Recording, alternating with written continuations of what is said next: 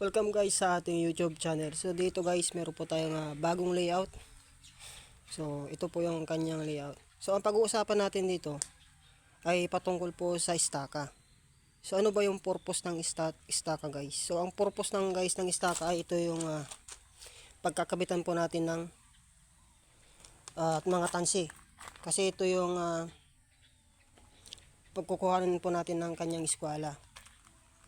So ito yung purpose ng istaka.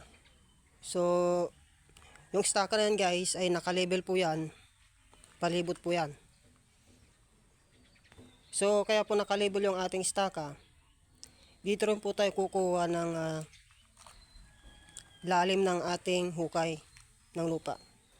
So pag naghukay na po tayo ay para pantay-pantay po yung hukay. Pag nakapantay-pantay po yung hukay, yung ating pong poste sa taas ay pantay-pantay po sila. So ito yung mga purpose po ng istaka.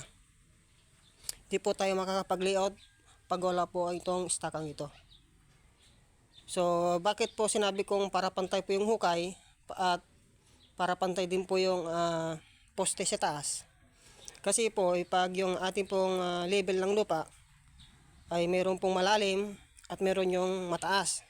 So kailangan talaga nakukuha po tayo ng level ng istaka. So paano po natin kukunin yung level po ng hukay? So kukuhanin po natin dito sa tansi. Dito po tayo susukat ng halimbawa ang sukat po ng lalim ng ating hukay ay 2 meters.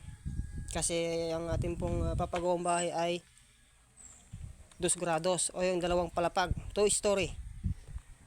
So hanggang dito sa tansi kukuha po tayo ng measurement natin kung ano po yung nais po nating lalim ng ating hukay.